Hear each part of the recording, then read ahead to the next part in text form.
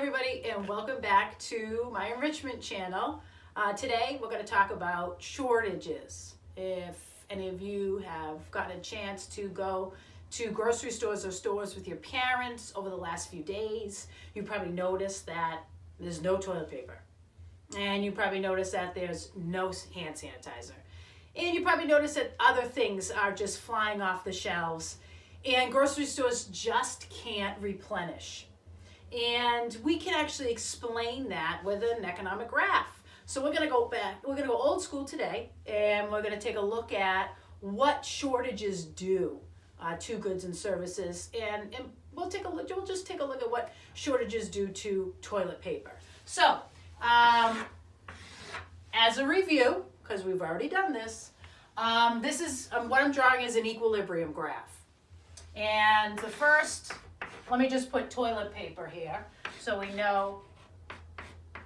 And you can see that the only thing I have is a randomly painted wall in a room somewhere, chalkboard paint, and a piece of chalk to do this. Because as some of my students know, I have no technological abilities at all. So here's the demand curve. And the demand curve illustrates what consumers are willing and able to buy. Notice the demand curve has a negative slope. I should also label my axes, and my axes are labeled as P stands for price, Q stands for quantity. The price you are willing and able to pay for a good, and how many units of that good are going to be sold. So demand is a negative slope. Demand shows that consumers, us, everyday people, we're cheap. We want to get as much as we can for as little as possible. Well, the consumer has to purchase the product from the supplier or the seller. The supply curve has a positive slope. P and Q have a direct relationship to one another. Suppliers are greedy. They want to get as much as they can for as much as possible. So how do consumers and suppliers agree on a price for a particular good? They just do. That's the beauty of capitalism. That's the beauty of being in the United States. We figure it out, or they call it the market figures it out. And at some point, supply and demand are going to intersect. And where supply and demand intersects, we label that as Q star and P star. Q star is equilibrium quantity, and P star is equilibrium price. So at that price, the consumer and the supplier are willing to facilitate an exchange. An exchange is generally swapping goods and services for cash. Now, what determines the price of the product? There are so many things that determine what we're going to pay for the product. The seller has, obviously, they have to cover the cost to manufacture the product. They're going to look at other competitors. We, the consumer, are going to have this idea in our heads about what we want to pay for. But anyways, let's say this is the equilibrium pricing quantity for toilet paper. What's happening right now is we have a shortage. So for some reason, well, the reason is there is a virus, there's a pandemic. It's forcing people to stay in their homes, and it's getting people nervous and panicky. But at the same time, this product is too cheap. What's happening is we are creating a shortage of the product. With a shortage, at P2, my quantity demanded is out here. My quantity supplied is over here. So when quantity demanded exceeds quantity supplied, I have a shortage. How do you fix shortages in the marketplace? When it comes to equilibrium, you increase price. If you increase price, quantity demand is going to decrease. Consumers are going to say, oh my God, I don't want to pay that price. I'm jumping out. And quantity supplied will increase. Here's the problem though. The supply can't increase right now because the producers aren't able to keep up with all of the demand. And what you're seeing is the effects of a shortage. You're seeing people queuing. Queuing is a fancy word for saying lining up for something. when consumers are queuing, that's not a good thing. When consumers line up for a product, that means the supplier didn't do enough homework to figure out how much good or service should be available. But the supplier, unfortunately, really, they didn't have a chance because of this whole pandemic. What else is happening, that's why you're seeing on Amazon with your hand sanitizer and your toilet paper, is something called price gouging. And price gouging is illegal in the United States. Price gouging is when you take a particular good, a good of necessity, and you inflate the price during times of usually during times of disasters, or when we know the product is in shortage and we're taking advantage of the consumers. So last week on Amazon, I saw hand sanitizer, 24 travel size hand sanitizers that you could get any other day for $1 a piece. So that whole lot should have cost no more than 24 bucks. It was going for $300 on Amazon. Now, Amazon smartened up at the end of last week, and they pulled, I think, over 500,000 products off of Amazon for possible price gouging. But price gouging is illegal, but what it does is it does fix the market. Shortages are economic inefficiencies. We want to operate somewhere up in P-star, Q-star land.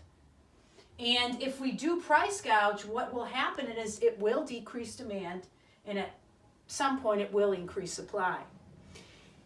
Black market activities also occur when there's shortages.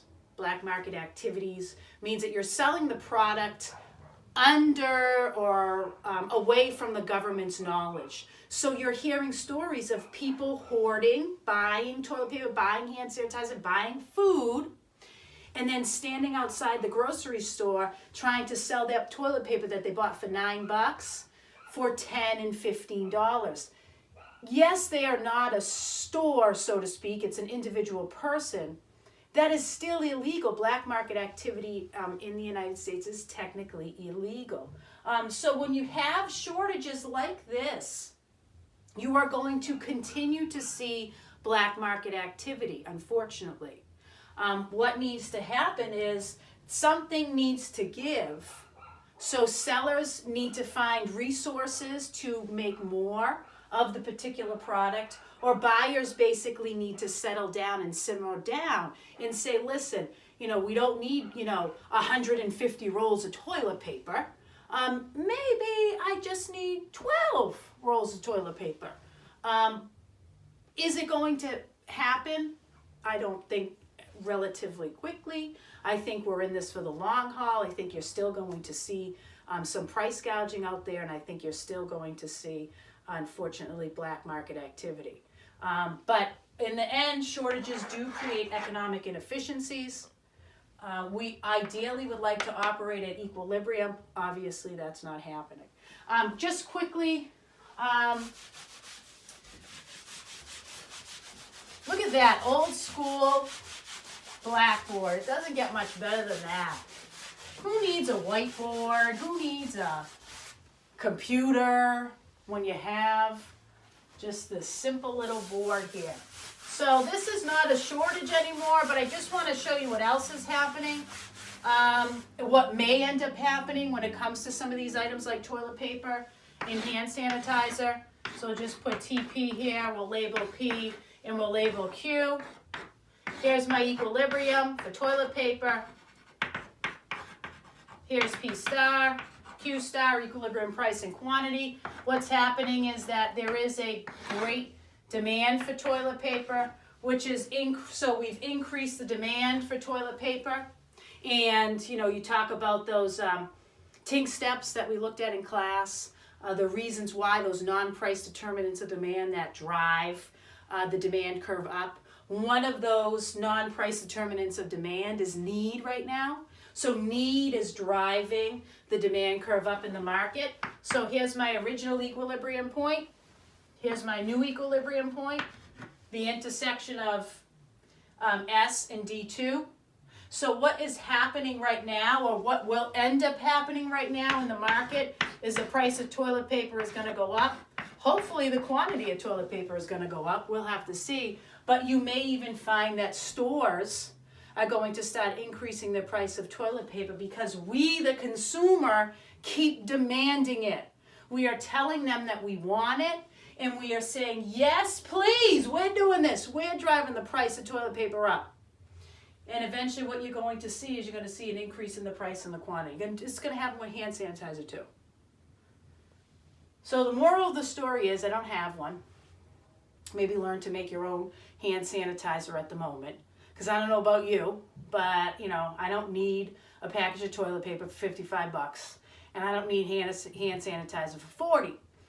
The next video though, maybe I'll show you a recipe on how to make your own hand sanitizer so you don't have to worry about price gougers and you don't have to worry about these economic graphs. So, have fun today, kids. Get outside and get out and get some sun. Hit the books when you can, and I'll be back with another enrichment activity. Thank you.